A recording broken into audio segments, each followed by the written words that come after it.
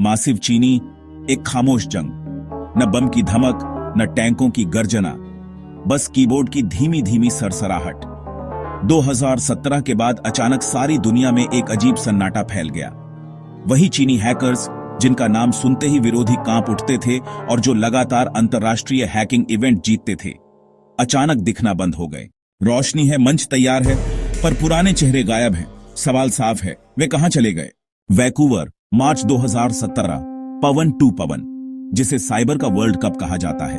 नियम सरल, बड़े सॉफ्टवेयर और device Google, Microsoft Windows, iPhone में कमजोरियां खोजो, कंपनियों को रिपोर्ट करो ताकि पैच आ सके। इनाम बड़े मिलते हैं। वर्षों तक चीनी टीमें यही जीत लेती रहीं। फिर 2017 के बाद नजर आया बदलाव। टीमें विदेशी मंचों से गायब हो गईं। अमेरिका से यूरोप तक चिंताएं बढ़ गईं। चीहू 360 के सीईओ जो हांगई ने कहा, विदेश जाकर स्किल दिखाने से क्या मिलता है? जीत तो दिखावा है, असल कीमत अरबों डॉलर में होनी चाहिए। इस विचार के बाद और सरकारी निर्देशों के चलते चीनी प्रतिभा विदेशी प्रतियोगिताओं से लौट आई और चीन ने अपना मंच बनाया। तियानफू कप, देश का खुद का वर्ल्ड कप, जहां इनाम $1 मिलियन से ऊपर थे। टैलेंट को घरेलू रूप में खोजने की नीति लागू हुई। 2018 चेंगदू, चीहू 360 के रिसर्चर झुंझाओ ने दिखाया कि सिर्फ एक वेबसाइट खोलते ही आईफोन दूर से नियंत्रित किया जा सकता है। कोई चेतावनी नहीं, कोई अलर्ट नहीं, कैमरा, माइक्रोफोन, लोकेशन, सब पर कब्जा। इस खोज को नाम मिला केओस कायस। काला बाजार में इसकी कीमत करोड़ों में आ सकती थी। इसका इस्तेमाल करके हजारों लोगों की निगरानी संभव थी। 2019 में एप्पल ने खामियों को पैच किया, पर उसी वर्ष गूगल ने रिपोर्ट की कि बड़े पैमाने पर आईफोन हैकिंग कैंपेन चल रहा था। 5 अलग ग्रुप मिले, जिनमें से एक केओस जैसी तकनीकी इस्तेमाल करता था। यानी जो डेमो मंच पर दिखाया गया, वही असली दुनिया में निगरानी के लिए इस्तेमाल हुआ। निशाने पर थे शिनजियांग के उइगर, पत्रकार, एक्टिविस्ट और सरकार विरोधी लोग। कहानी खत्म नहीं हुई।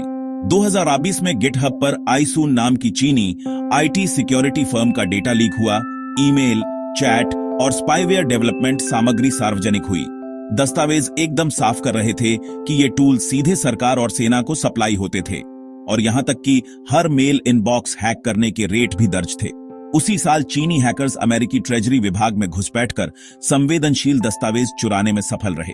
कम से कम 9 अमेरिकी टेलीकॉम कंपनियां भी निशाने पर रहीं। इंद्रधनुष नहीं, रणनीति है। 2023 में वोल्ट टाइफून जैसे ग्रुप ने अमेरिकी एनर्जी और वाटर सिस्टम को टारगेट किया। ग्वाम के पास मिलिट्री बेस में मालवेयर पकड़ा गया। वर्षों तक भीतर रहकर चुपचाप तैयार होते हैं और जब मौका मिलता है तो हमला कर देते हैं। हथियार मिसाइल नहीं, कोड है, धमाका नहीं, सिस्टम फेल होना है, फेल। एक क्लिक में बैंक ठहर सकता है, दूसरे में एयरपोर्ट सिग्नल डाउन, तीसरे में बाजार में अराजकता।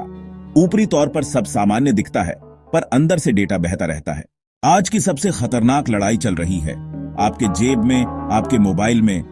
फोन केवल डिवाइस नहीं, उसमें हमारी बातें, तस्वीरें, पहचान और भरोसा बसा है। यही असली युद्ध क्षेत्र है। जिज्ञासु रहिए, सतर्क रहिए, सावधान रहिए।